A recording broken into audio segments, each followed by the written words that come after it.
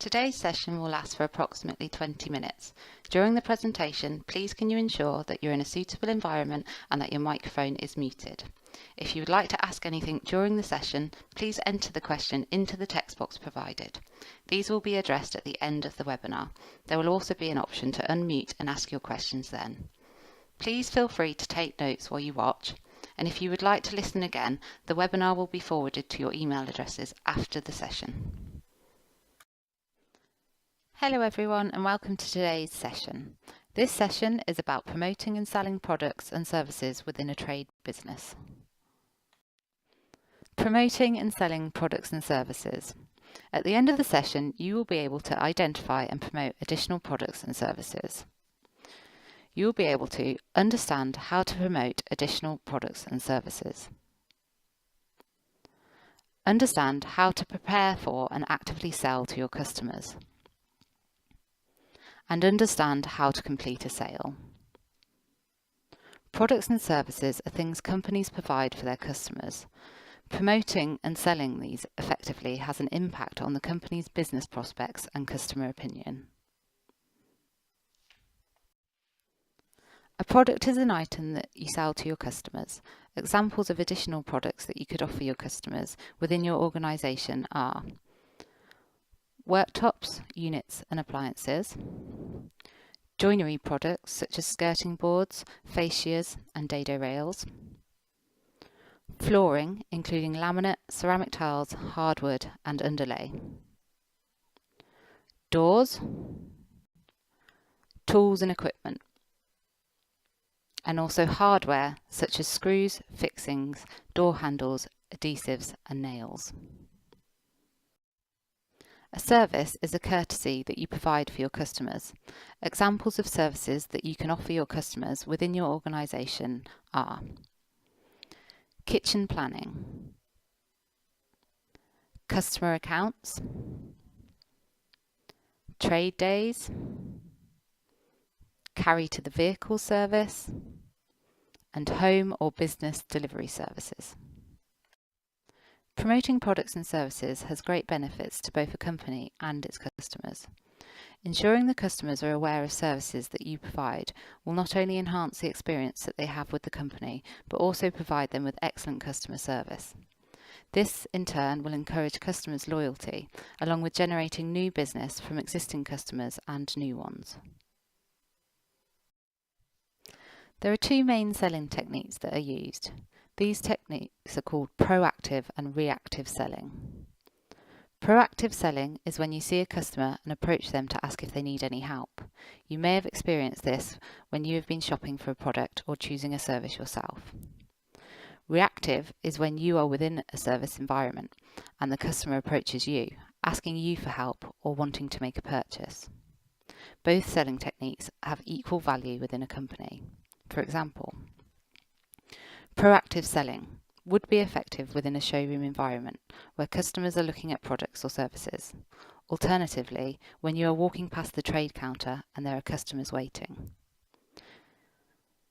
Reactive selling would be effective if a customer has come to purchase a product or to use a service. The customer approaches you asking for the product or service. Alternatively, another colleague or depot may ask for support in the service of a customer. When using these selling techniques, it is important that where possible, you agree if and when the product or service will be provided to the customer, and any reservations or problems are overcome. You may have customers who do not wish to use the product or service that you are promoting.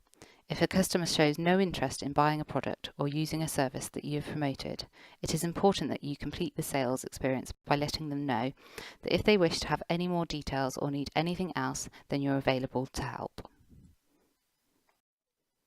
Features and benefits. The features and benefits of a product or service can also help you to overcome any reservations that the customer may have.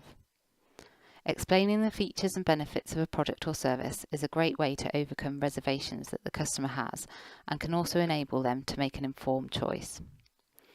A feature is a distinctive attribute or aspect of something. A benefit is an advantage gained from something. To easily explain this, let's look at a product that you may actively sell to a customer. Cupboards can come with soft close hinges and drawers. Some come with soft close runners. The features in this case would be the soft close mechanism. The benefit is that they will not slam. This could be used as a selling point if you were dealing with customers who have small children, as the mechanism could not slam on the fingers. The soft close mechanism can also extend the lifetime of the units, as it causes less wear and tear. Introducing products and services to customers. There are lots of different ways you can introduce new products to new or existing customers. Your company may distribute advertising leaflets or brochures, or they may simply display these within the showroom or on the trade counter. Your company may also have trade days where they would promote products which are new to the business, or simply to allow customers to meet the depot team and open a trade account. Some companies have periods during which they maximise their sales through price reductions and special promotions. Interacting with customers face-to-face during their visit to your depot is a great way to promote products and services. Some companies also make promotional and service calls. Selling methods. There are many different selling methods that can be used. They are telephone communication, which enables you to quickly identify any products which your customer may wish to purchase or any additional services which they may require. Promotional text alerts, which enable you to inform customers about new products, services or offers and inform customers of trade days. Promotional emails are similar but more versatile, as they can also include links to product pages and pictures. You can also attach a digital brochure. Face-to-face selling is the most personal way to reach your customers. It allows you to promote and demonstrate products and services. Ask open and closed questions and gauge your customers' body language to ensure you meet all of their needs. Non-verbal communication. As you are aware, communication comes in many forms. These can include speaking and listening, which is verbal communication, and body language, which is non-verbal communication. It is important that we are aware of our body language. Only 45% of your personal communication is verbal. In fact, only 7% of the verbal communication comes from the words you use. The rest of people's understanding comes from the way you speak. Most people will form impressions of your personal attitude through the tone of your voice and volume. As you can see, the other 55% is communicated physically through body language and facial expressions. Body language. There are different ways in which parts of your body play a part in communication and body language. Eye contact is one of the first things people usually mention. It is important to have good eye contact with a person. Looking away and not making eye contact is a negative gesture. It makes the person seem aloof, dismissive, or defensive. Keeping good eye contact is a fundamental part of positive body language. It demonstrates to the person you are speaking to that you are listening, you are open, and your attention is directed at them. However, maintaining persistent eye contact and staring someone down can make them uncomfortable and is often seen as an aggressive gesture, so it is important to maintain a balance when using eye contact. What you do with your arms also says a lot about how you are feeling. Keeping your arms folded is a negative gesture, as you are covering yourself and it appears defensive, even though many people consider it a comfortable resting gesture. It can also get in the way of communication generally, as a lot of people talk with their hands, and if your arms are folded, you cannot do this. Talking with your hands is a great use of positive body language, and a lot of people do it unconsciously to help them convey, demonstrate, or reinforce what they are saying. Finally, it is important to think about the way you stand. Slouching, having your hands in your pockets, or kicking your feet are all forms of negative body language, and tell the person you are speaking to that you are distracted and not interested in what they are saying. You should stand up straight but not rigid, so you seem comfortable and approachable. Smile with them. Try to mirror their body language, which is key to developing a rapport when dealing with customers face to face. Questioning techniques. Questioning techniques are important as this will enable you to gain an understanding of your customer requirements along with an opportunity to actively sell. Open questions are a great way of gaining a more detailed understanding of your customer's needs.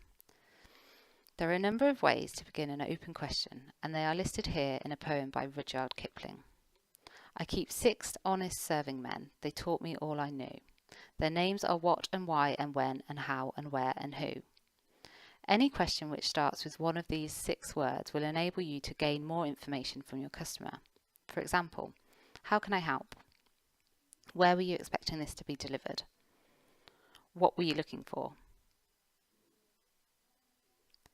Close questions are a great way of summarising and confirming information and ending a conversation or closing a sale. For example, can I help? Is 12:30 okay for delivery? Are you looking for anything else? Leading questions can play a key part in active selling, but there are also drawbacks. Leading questions are also good if you are trying to promote a product. You can draw the customer towards the conclusion you want and upsell a product.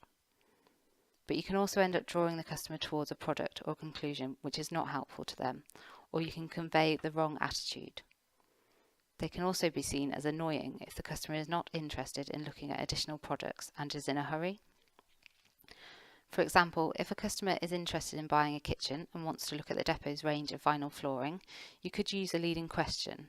You draw the customer towards an alternative or an additional product. A positive example would be, shall I show you our range of stone and ceramic tiles too? While a negative example could be, are you sure you don't want to explore other options?